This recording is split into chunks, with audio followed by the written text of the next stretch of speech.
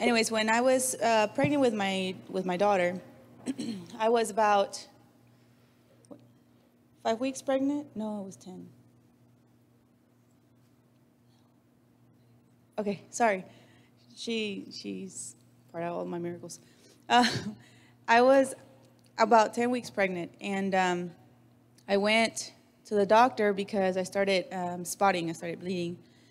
And so I went to the ER and everything, and while I was there, they did an ultrasound, and I remember looking at the ultrasound, and of course, they don't tell you anything. Then a doctor comes in and starts telling me that that the baby didn't have a heartbeat, that they couldn't find a heartbeat on her, and that the sac where the baby was abnormal.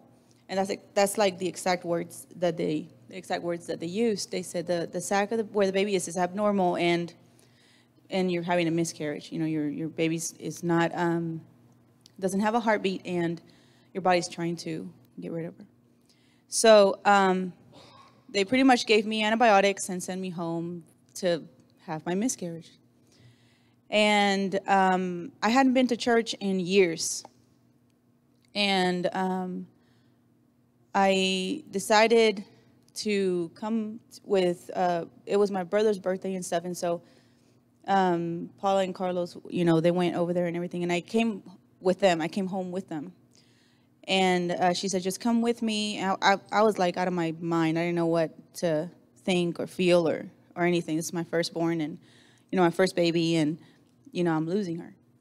And so I come with Paula, and I even told the doctor, I said, what if I lay down and, you know, try to do something? She goes, well, there's no heartbeat, so it's kind of pointless. She's, you know, it's going to just do its thing. So I come here, and I am laying down and everything, and that was like on Sunday. And on Wednesday, I come, something just like, I just needed to come to church. And I said, let's go to church. And then she was like, are you sure? Do you feel up to it? And I said, let's go. I literally came in like a little, like, house dress thing. Like, it wasn't even like actual clothes. And I sat back there, and Pastor Rick, he grabbed his notes that he was going to talk about that day. He closed his notebook, put it aside, and he goes, well, I had a whole sermon planned out, but God is telling me to speak about something else, so let's see where this goes. And he starts talking about how what is abnormal, his words, what is abnormal to like us, to the human eye, to us, is normal to God because he made us. And so whatever is abnormal, he can make normal. He can make it perfect. He starts talking and starts, you know, praying and everything that he's saying, me and Paula's just like squeezing my hand, and I'm like in shock. Like, I'm like thinking, did she talk to this man before I walked in? And so anyways, then in the middle of like the sermon, he says, I keep getting this vision of, and he starts like doing this.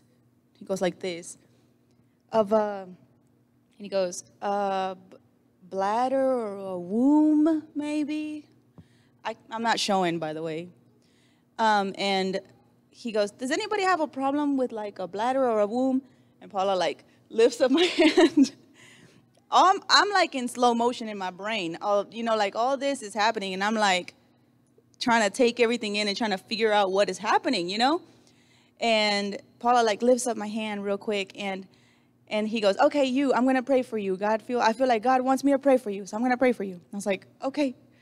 And he starts praying, and his prayer was for God to make anything that is abnormal, normal, and to bring life to that area. And I'm like, by this time, I'm like, I've lost it. I'm like bawling, and I don't know anything I don't know about anything or anybody that's around me. I'm like, I've lost it. Well, he finishes the prayer, and I have no idea what else he said after that because I was sobbing so hard. He comes over to me, And then he asked, what's going on? Because obviously there's something going on. What's going on and everything. And he goes, okay, after Paula explains everything, because I couldn't talk, he says, okay, I want to pray more specifically. And so he starts praying, and I put my hand on my stomach, and he puts his hand over mine, and he starts praying, and he asks God to give me a sign that everything's going to be fine. And in that second, like right there, I felt a flutter in my stomach. And I was like, oh my goodness. And so 2 days later, I went to the doctor because I needed to do another ultrasound to make sure that everything was out. Mind you, I stopped bleeding that night. So they needed to make another ultrasound and stuff. And I go to the ultrasound, to the doctor, and they're doing the ultrasound, and the doctor's like smiling. And I'm like, what's going on? I'm like afraid to look at the screen. And then I said, is everything, what's going on? And she goes, everything's fine. And I said, what do you mean? And I look over, and I could see the little heartbeat, and she turns up the volume. And I'm telling you, that was the loudest echoing heartbeat I've ever heard in my entire life. Like I can still like hear it, And it was so loud, and the little sac that she was in was perfect, like absolutely perfect. Like the doctor didn't even realize. She was like, "Are you sure that these are your ultrasound pictures from before?" Like it was that big of a difference. And Haley's 7 years old now, and very, very. I mean, if y'all see her, she's very. Yes, spunky, and yes, very much so, full of life. Yeah, but that happened here. So, with him.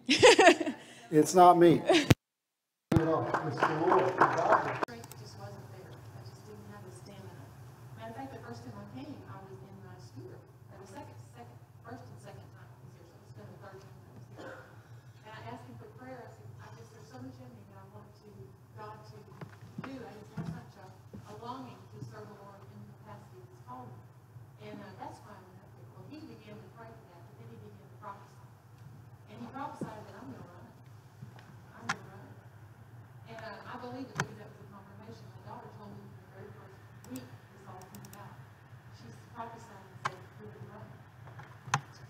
And, that really, if you only do, because it's just a long story, I don't want to do it.